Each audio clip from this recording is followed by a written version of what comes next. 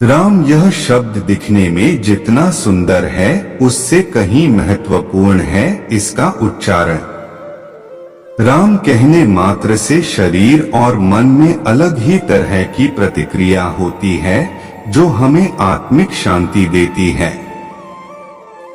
हिंदू धर्म के 4 आधार स्तंभों में से एक है प्रभु श्री राम।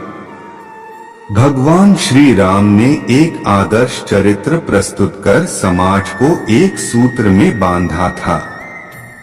भारत की आत्मा है प्रभु श्री राम। आओ जानते हैं उनके बारे में रोचक तथ्य। राम का जन्म। भगवान राम एक ऐतिहासिक महापुरुष थे और इसके पर्याप्त प्रमाण हैं।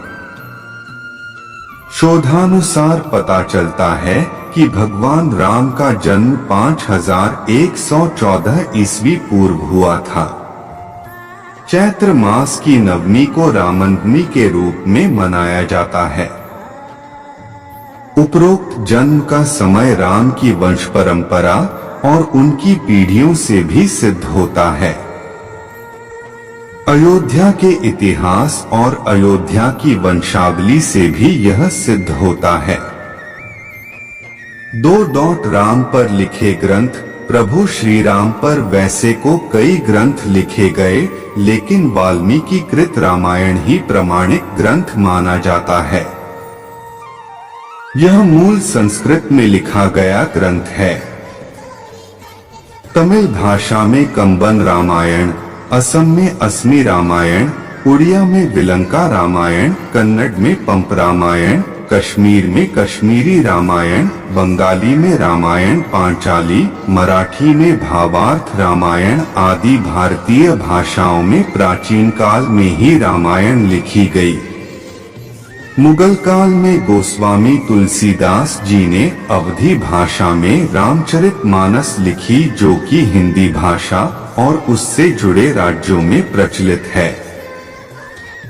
विदेशी में कंपूचिया की रामकीर्ति या रियांकेर रामायण, लाओस प्रलक फ्रलाम रामजातक, मलेशिया की हिकायत सेरी राम, थाईलैंड की रामकियन और नेपाल में भानुभक्त कृत रामायण आदि प्रचलित है।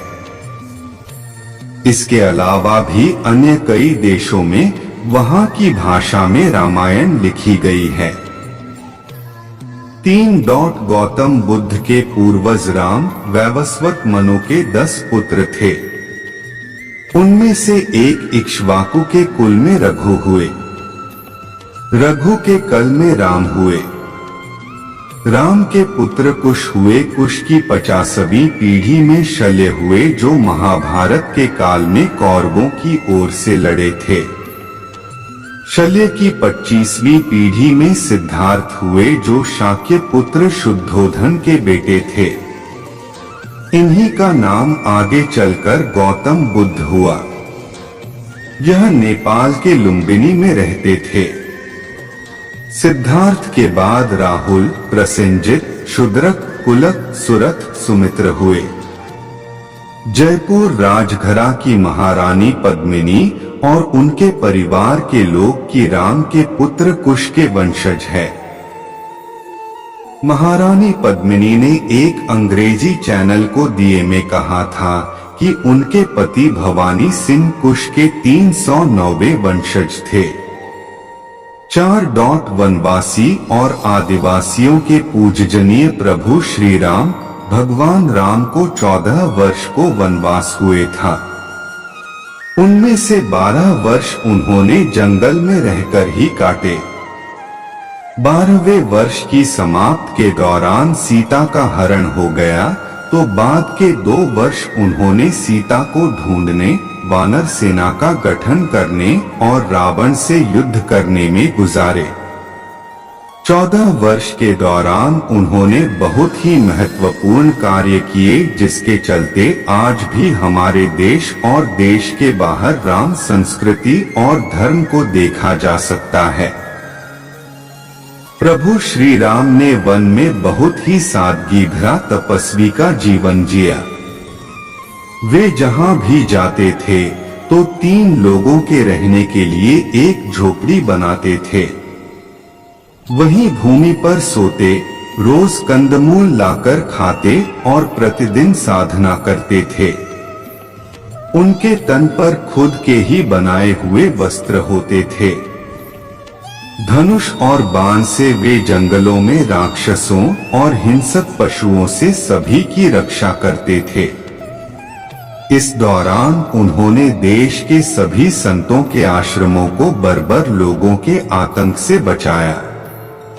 अत्रि को राक्षसों से मुक्ति दिलाने के बाद प्रभु श्री राम दंडकारण्य क्षेत्र में चले गए, जहां आदिवासियों की बहुलता थी।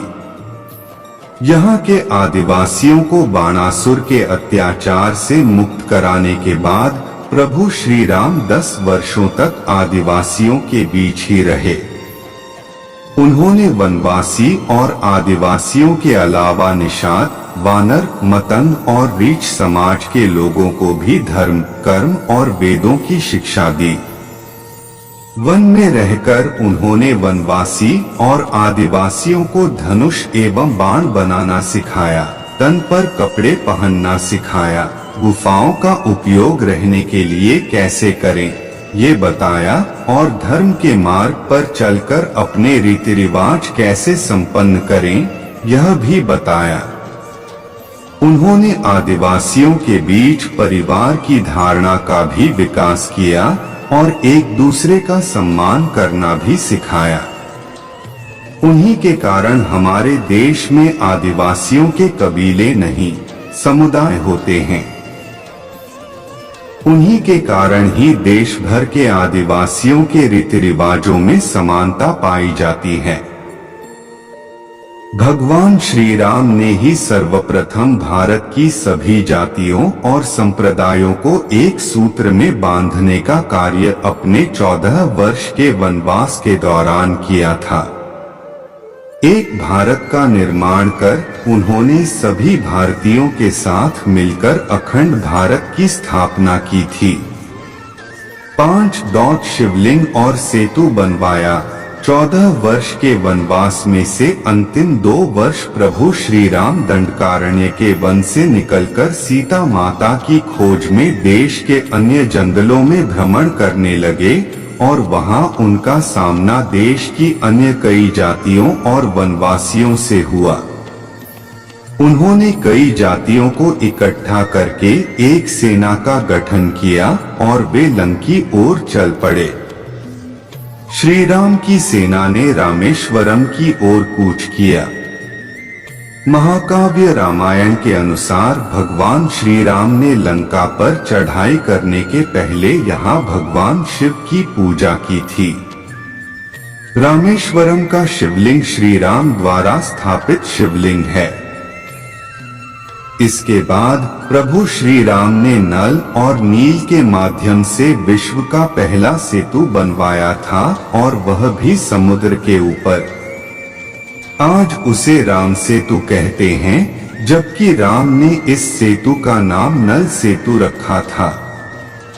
दोस्तों आज के लिए बस इतना ही, मिलते हैं अगले वीडियो में। जय श्री कृष्णा।